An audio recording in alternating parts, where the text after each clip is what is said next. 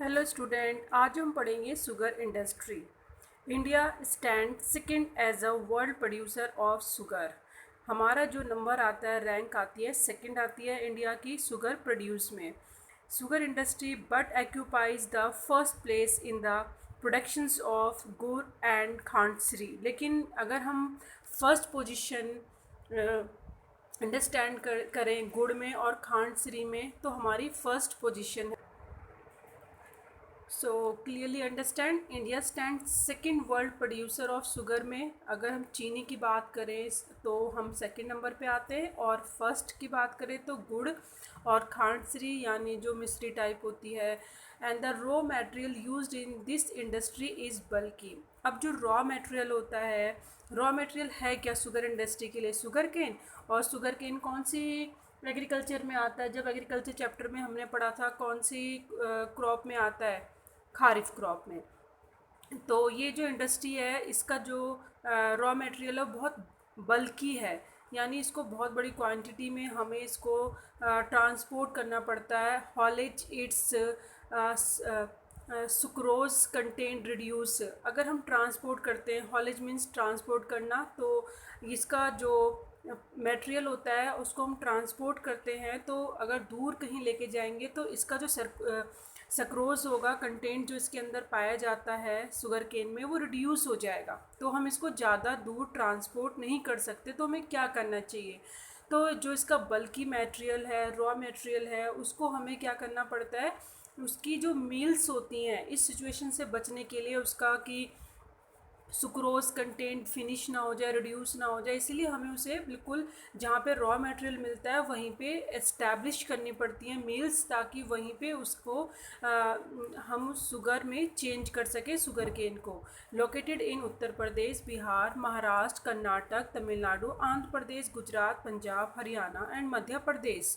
ये जितने भी स्टेट्स हैं स्टूडेंट्स, तो इसमें सब में हम मिल्स एस्टैब्लिश की हुई हैं, और यहीं पे रॉ मटेरियल ईजिली अवेलेबल हो जाता है। Next, 60% mills are in Uttar Pradesh and Bihar में। यानी यहाँ पे इसलिए ज़्यादा है स्टूडेंट्स क्योंकि यहाँ पे रॉ मटेरियल्स अवेलेबल है। शुगर केन का जो प्रोडक्शंस है यहाँ पे ज़्यादा होता है, इसलिए 60% मिल्स आपको यहाँ पे मिलेंगी। This industry is seasonal in nature. ये तो हमें नॉलेज में है, क्योंकि सीजनल नेचर क्यों होता है? क्योंकि जो इंडस्ट्री जो जिस सीज़न में शुगर केन मिलेगा उसी में फिर ये इंडस्ट्री जो होती है रनिंग में होती है। तो ये सीजनल इन नेचर में वाली इंडस्ट्रीज़ होती हैं। It is ideally suited in the cooperative sector. तो इसको मोस्टली कोऑपरेटिव सेक्टर ही इसको स्टार्ट कर सकता है। हमने पढ़ा था ना कोऑपरेटिव कौन कौन से इंडस्ट्रीज़ होती हैं, तो उसमें प्राइवेट, पब्लिक और जॉइंट और कोऑपरेटिव सेक्टर था। तो कोऑपरेटिव सेक्टर इसको क्यों चला सकती है? कोऑपरेटिव सेक्टर इसलिए चला सकती है कि इसमें जो रॉ मटेरियल प्रोड्यूस कर रहा है और जो बनाने वाला है, अगर दोनों मिलके काम करेंगे तब।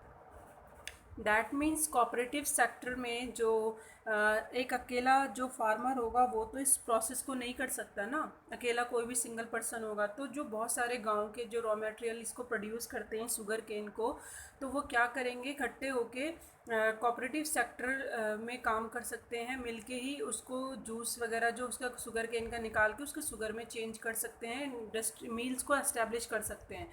तो ये कोऑपरेटिव सेक्टर में ज़्यादा सूटेबल है, क्योंकि वहाँ पे इस एक तो सीजनल नेचर है, तो हर कोई इसमें इतना ज़्यादा उसको प्रॉफिट नहीं होगा जितना फार्मर को प्रॉफिट होगा अगर वो मिलकर रॉ मटेरियल और जो इसको चेंज करने के लिए जिसने मील लगाई है, दोनों मिलकर अगर ऑनर और रॉ मटेरियल प्रोड्यूस करने वाले मिलकर काम करें तो ज़्यादा प्रॉफिट गेन होगा। Can you explain why so this is so? इसीलिए कोऑपरेटिव सेक्टर में इसको ज़्यादा सुटेटेड कहा गया है। In recent years there is a tendency for the mills to shift and concentrate in the southern and western states. अब कई कुछ सालों से अब मिल्स जो हैं शिफ्ट हो रही हैं, क्योंकि अब क्या है, क्लाइमेट फेवरेबल भी है, और सेकेंडली कुछ चीज़ें ऐसी हैं जो मॉडर्न, अगर हम कहें मॉडर्न फार्मिंग की में अब ऐसी फैसिलिटीज़ हैं कि हम क्रॉपिंग कर सकते हैं। तो सदर्न और वेस्टर्न स्टेट्स में भी इनको किया जाता है, जैसे स्पेशली हम महाराष्ट्र की बात करें। This is because the cane produce here has a higher sucrose content. क्योंकि क्या होता है, जो इसमें कंटेंट होता है सेल्क्रोज, और अगर हम मील्स वहीं पे एस्टेब्लिश कर देंगे स्टूडेंट जहाँ पे रॉ मटेरियल है, तो वो जो सेल्क्रोज होता है कंटेंट मीठा होता है वो उस रिड्यूस नहीं होगा। जैसे कि आप अपना अंडरस्टैंड करें, जैसे कि अभी गन्ना लेकर आओगे, शुगर केन लेके आओगे, तो जो फ्रेश होता है तो उसका जूस हमें कैसा लगेगा, मीठा लगेगा। लेकिन अगर आप कुछ टाइम के बाद उसको खाएंगे तो वो इतना मीठा नहीं लगेगा, सूख जाएगा, ड्राई हो जाएगा। तो इसको इसीलिए इसका जो मीठा वाला जो कंटेंट होता है वो फिनिश हो जाता है कुछ टाइम के बाद। तो इसीलिए इसको हम ऐसे क्लाइमेट में रखते हैं, मतलब ऐसा फेवरेबल क्लाइमेट में मील एस्टेब्लिश करते हैं जहाँ इजीली वहीं पे रॉ मटेरियल मिल जाए, और जो क्लाइमेट है वो थोड़ा सा कूलर हो, और एंश्योर सा लॉन्गर क्रशिंग सीज़न हो, ताकि उस सीज़न के अकॉर्डिंग वो अपना मील्स में प्रॉफिट भी अर्न कर सकें। तो रॉ मटेरियल में ही इसको एस्टेब्लिश किया जाता है। मोर एवर इसके अलावा the cooperatives are more successful in this states. Cooperatives जो है इंडस्ट्रीज़ वो ज़्यादा सक्सेसफुल हैं इन स्टेट्स में। मेजर चैलेंजेस, अब हमने देखा कि किस तरीके से जो इंडस्ट्रीज़ है वो रन होती है और कहाँ पे ज़्यादा बेस्ट है कि हमें इस्टेब्लिश करना चाहिए। अब हम देखेंगे कि चैलेंजेस कौन से हैं। जैसे जूट के, कॉटन इंडस्ट्रीज़ के चैलेंजेस होते हैं, ये एग्रो बेस पढ़ रहे हैं हम। जैसे कॉटन एग्रो बेस थी, जूट भी एग्रो बेस है, तो ये भी एक एग्रो बेस इंडस्ट्री है और इसके भी कुछ चैलेंजेस हैं। फर्स्ट चैलेंज तो सीजनल नेचर है, क्योंकि आपको पता है सीज़न के अकॉर्डिंग ही रॉ मटेरियल मिलता है। ऐसा तो नहीं है कि भाई पूरे साल में आपको ये मटेरियल मिलता रहेगा, इसीलिए सीजनल में ही इसका वर्क होता है। Old and inefficient method of production, और पुराने तरीके की मशीनरी होने की वजह से, पुराने तरीके से प्रोडक्शन होने की वजह से थोड़ा सा जो है इनसफिशिएंट मेथड है। और ट्रांसपोर्ट डिले अगर हो जाता है तो जो केन है फैक्ट्री तक पहुंचने में, उसको शुगर केन को पहुंचने में अगर डिले हो जाता है तो उसका जो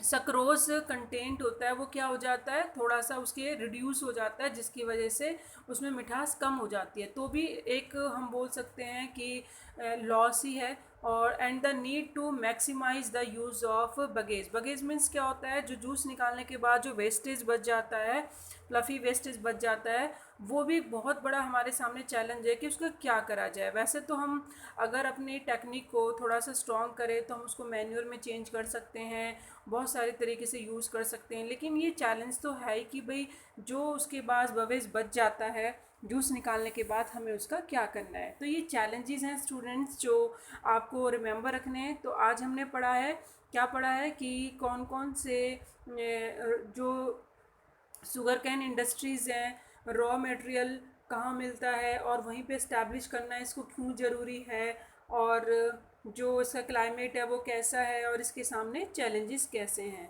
I hope you understand, and thank you so much.